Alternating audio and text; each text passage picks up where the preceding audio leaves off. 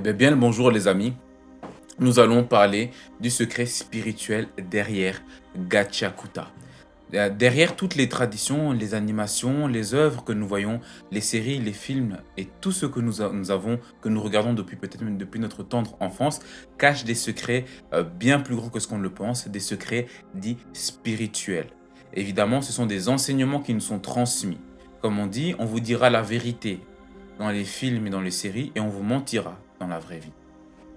Maintenant, ici, nous allons débunker plus en profondeur qu'est-ce qui se cache derrière Gachakuta, derrière l'œuvre qui a révolutionné, qui a fait aujourd'hui des millions et des millions de viewers à travers cette œuvre-ci. Et d'ailleurs, la raison pour laquelle beaucoup accrochent aux œuvres, à l'animation, surtout, je précise, japonaise, et au manga, ces œuvres-là, aux œuvres japonaises, c'est parce qu'ils délivrent des enseignements profonds. Et aujourd'hui, nous allons nous plonger plus en profondeur avec Gachakuta. Tout d'abord, nous allons voir dans Gachakuta qu'est-ce qui se passe en fait en réalité, c'est que nous avons un cadre où nous avons Rudo, le personnage principal, qui lui au tout début de l'œuvre, a subi ce qu'on appelle une blessure d'injustice. On a souvent les 5 blessures qui sont souvent reconnues, la blessure d'abandon, la blessure de rejet, la blessure d'humiliation, la blessure de trahison et la blessure d'injustice. Donc, à travers les 5 blessures, il a subi notamment ce qu'on a pu voir, la blessure d'injustice. Et notamment, bien sûr, la blessure de rejet parce qu'il a été rejeté par ses pairs, justement là où il était dans la cité céleste, dans la cité, justement, dans cette cité flottante. Et dès que nous avons vu que Rudo a chuté, nous avons découvert ce qu'on appelle, du coup, il a fait la rencontre d'un homme qui s'appelle Enjin. Et Enjin l'a fait découvrir ce monde ce que sont les forgeurs d'âmes. Les forgeurs d'âmes qui possèdent ce qu'on appelle des Jinki. Nous allons rentrer en profondeur justement à travers les Jinki, les forgeurs d'âmes, et qui est-ce que Enjin a affronté lorsque Rudo a chuté. En réalité, ce qui se passe à travers cette œuvre-là, lorsque Rudo a subi la blessure d'injustice, qui est le héros principal, ça l'a permis, au fond de lui, de pouvoir briser quelque chose à l'intérieur de soi, que son ego se brise pour pouvoir être lancé dans une quête héroïque, dans une quête de soi. C'est ça la première marche qu'il faut. C'est une quête de soi, de retrouver le divin en nous. Faire mourir, comme une très chère amie me dit, faire mourir le moi pour retrouver le soi. Et en réalité, nous allons nous plonger dans les outils. Et qui sont les forgeurs d'âme? Les outils qui sont utilisés justement à travers ça, c'est la force vitale qui est insufflée. Mais ce n'est pas juste la force vitale. Les Jinki sont en fait des artefacts, des outils qui sont utilisés afin de combattre certaines forces. Et nous l'avons vu qu'ils ont pu combattre d'autres forgeurs d'âme, mais aussi certaines forces, certains monstres qu'on pourrait dire. Mais en réalité, il se cache une réalité derrière les forgeurs d'âme et les Jinki. En réalité, les Jinki sont en réalité des extensions de la volonté divine, des extensions de la volonté du praticien, comme on a vu ils traitent même leurs objets comme des bijoux, comme leurs petits bébés en fait. Et nous voyons qu'en fait, si vous voulez, les Jinki sont l'extension de la volonté du forgeur d'âme. Et c'est ça la clé. La clé, donc, nous allons rentrer plus en profondeur. Qui est le forgeur d'âme et quel est le rapport qu'il a avec le Jinki? Le forgeur d'âme, en réalité, est en fait, pas si vous voulez, mais en réalité, l'initié qui marche. En fait, pour qu'il puisse forger ce qu'on appelle un Jinki, il a en fait maîtrisé ce qu'on appelle l'élément qu'on appelle l'éther. L'éther est l'élément et la quintessence universelle qui permet de pouvoir à toute forme, à toute conscience divine ici de se mouvoir. Car nous sommes tous des émanations du divin. Et donc nous avons en nous cette conscience. Et le forgeur d'âme a la capacité de pouvoir insuffler dans la matière justement cette conscience à travers un support matériel. Et donc, en fait, mais cela n'est pas le fruit du hasard. En réalité, pour pouvoir arriver à forger cet artefact, en fait, c'est tout simplement la représentation de l'initié. On connaît tous, peut-être certains d'entre vous, ou peut-être pas tous, vous connaissez l'œuvre Le dernier maître de l'air dont on met en avant Aang. Qu'est-ce qu'il est dit à l'introduction? Aang doit maîtriser les 4 éléments afin de devenir l'avatar. Et lorsqu'il devient l'avatar, il s'illumine. Nous avons cet état de la flèche et en fait, l'être qui est Ang, il s'illumine. En fait, ce qui se cache derrière ça, c'est que il y a 4 éléments. En fait, la quintessence apparaît lorsque le cinquième élément, qui est l'éther, en fait, qui représente l'avatar qui s'illumine, qui reprend conscience de lui et qui arrive à insuffler sa volonté dans la matière, tel un être créateur, car nous sommes à l'image du divin et nous ne sommes pas de ce monde. En fait, c'est la maîtrise des 4 éléments: la terre, l'eau, le feu et l'air. Et en fait, ces 4 éléments régissent notre cosmos et notre univers et qui nous sommes. Et donc, en fait, les scènes de vie que vous manifestez dans votre vie sont la représentation exacte et la manifestation des 4 éléments qui sont en vous.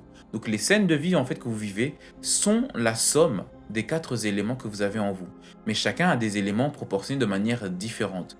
Et l'initié, le forgeur d'âme, c'est celui en fait qui arrive au stade où il arrive à équilibrer ces éléments pour pouvoir faire transparaître à travers ses cellules et de tout son cœur et de tout son être cet élément qu'on appelle l'éther primordial. Et l'éther, lorsqu'il maîtrise les 4 éléments, il va finir par maîtriser le cinquième élément qui est l'éther et pouvoir insuffler sa volonté dans la matière afin de pouvoir justement à travers cet outil, combattre les forces du mal et pouvoir justement se protéger des forces du mal et de tout type de forces du mal, que ce soit de ses propres pairs, d'autres forgeurs d'âme ou d'autres monstres comme nous le voyons.